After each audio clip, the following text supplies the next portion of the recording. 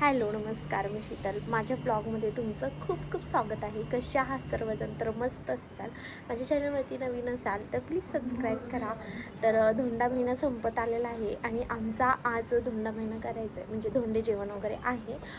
तर तेच आज कार्यक्रम करणार आहे आणि कोण कोण आले ते पण मी तुम्हाला सांगणार आहे पुढं जाऊन. तर कसं कसं होतं आहे बघूया. त्याचं तर इथे ना माझी मम्मी आणि माझी सासूबाई त्यांचा ना स्वयंपाक चालू होता. इकडे माझ्या जावेची मुलगी विशाखा ती देवपूजा करत होती आणि मी बाकीचं आवरत होते. तर इथे ना सगळ्यांची कामं चालू होती. तर तुम्ही बघू शकता खूप जणांसाठी स्वयंपाक करायचा होता. पुरणपोळीचा होता, तर ह्या दोघींकडे स्वयंपाकाचं काम होतं. बाकी सगळ्यांच्या आंघोळ्या होत होत्या, आवरावरी होती. आमचं आवरलं की आम्ही इथे ना डेकोरेशन करायला लागलो. तर इथे ना छान असं म्हणलं की चला खऱ्या फुलांचं आणि पानांचं डेकोरेशन करूया. कसं होतंय ते पण बघूया आणि सगळ्यांना कामं वाटून दिली होती.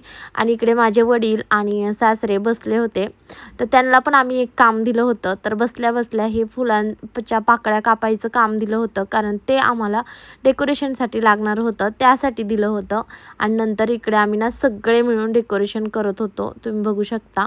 तर खरं सांगायचं म्हणलं ना, हे डेकोरेशन करायला आणि आवरायला खरंच खूप वेळ जातो, कारण एवढं सगळं करणं सोपं नव्हतं. पण प्रत्येकाला कामं दिल्यामुळे ते शक्य झालं आणि आम्ही ना फायनली डेकोरेशन पूर्ण केलं आणि खूप सुंदर झालं होतं. फायनल तुम्हाला बघायला भेटेलच कसं झालेलं आहे ते.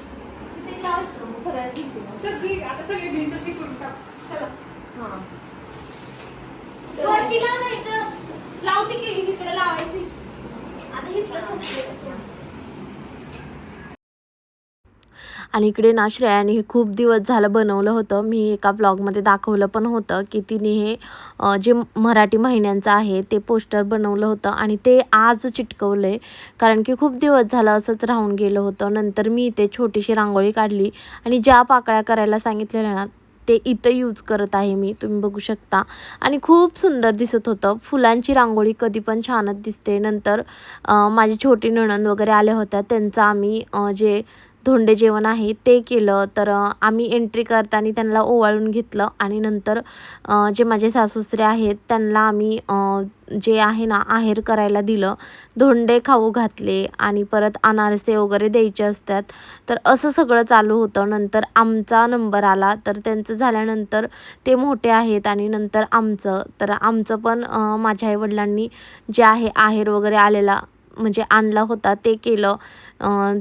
तरी ते ओवाळून वगैरे घेतलं आणि एंट्री करताना ना मी शॉर्ट व्हिडिओ टाकणार आहे, तिथे तुम्हाला बघायला भेटेल की कसं कसं केलं आहे. कारण की एकाच मोबाईलमध्ये दोन्ही म्हणजे जे करणं आहे ना ते शक्य नाही आहे. त्याच्यामुळे छोट्या छोट्या क्लिप घेतलेल्या आहेत आणि खूप मोठा ब्लॉग पण झाला असता त्याच्यामुळे. तर सगळ्यांचं ना छोट्या छोट्या क्लिप घेतल्यात आणि आम्हाला पण धोंडे जेवू घातले. जे गोल बनवलेले आहेत ना ते धोंडे करतात आणि नंतर आम्हाला पण आहेर वगैरे केला. नंतर माझ्या बहिणीसाठी पण म्हणजे जे आणलेलं होतं त्यांचं पण धोंडे जेवण आणि आहेर वगैरे करून घेतला. नंतर त्यांना पण अनारशाचं ताट आणि नंतर धोंडे खाऊ घातले आणि असं सगळं आमचं चालू होता कार्यक्रम. नंतर कन्यापूजनसाठी ह्या तिघींना बसवलं होतं. तर एक माझी मुलगी आहे, एक माझ्या म्हणजे दिराची मुलगी आणि एक माझ्या नंदेची मुलगी. तर तुम्ही नंतर कमेंटमध्ये विचारचाल म्हणून मी सांगितलं की ह्या तिघीजण आहेत.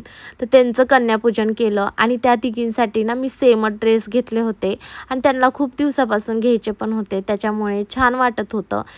तर शॉर्ट व्हिडिओमध्ये मी सगळं दाखवलेलं आहे कसं केलं आहे. इथे फक्त एवढंच आहेर देताना आणि ओवाळताना काढले, कारण तुम्हाला मगाशी सांगितलंच की पूर्ण व्हिडिओ एकाच मोबाईलमध्ये काढता येत नाही त्याच्यामुळे. आणि एवढी जण होते ना त्याच्यामुळे खूप घाई पण होती.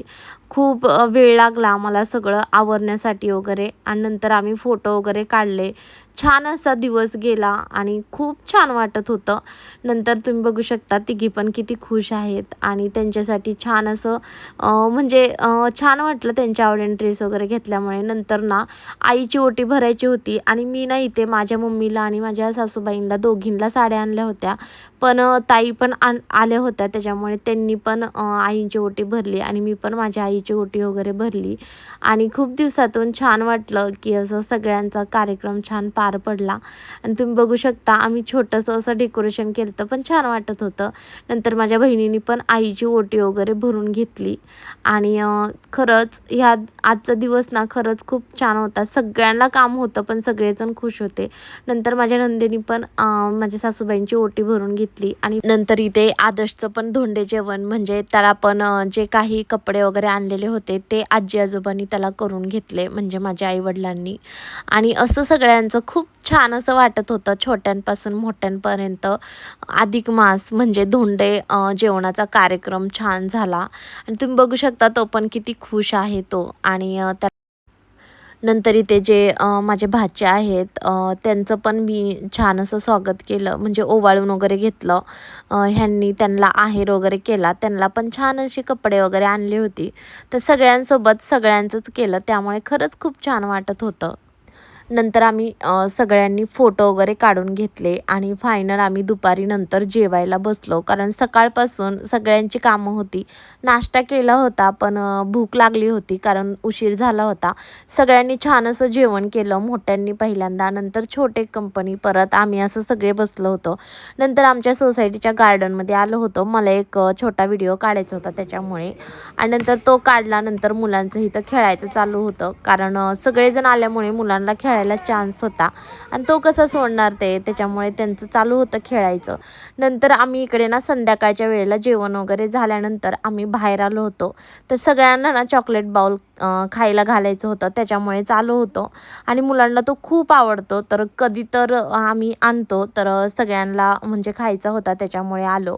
नंतर छान असा त्यांनी एन्जॉय केला आणि खरंच खूप भारी वाटलं, कारण त्यांचा आनंद पाहून मोठ्यांना खरंच खूप आनंद होतो. नंतर आम्ही गाडीत बसल्यानंतर थोडंसं एन्जॉय केलं मुलांनी, थोडंसं गाण्यांवर ज्या रील असतात ना त्या गाण्यांवर थोडंसं डान्स वगैरे केला. मस्त असं घरी चाललो.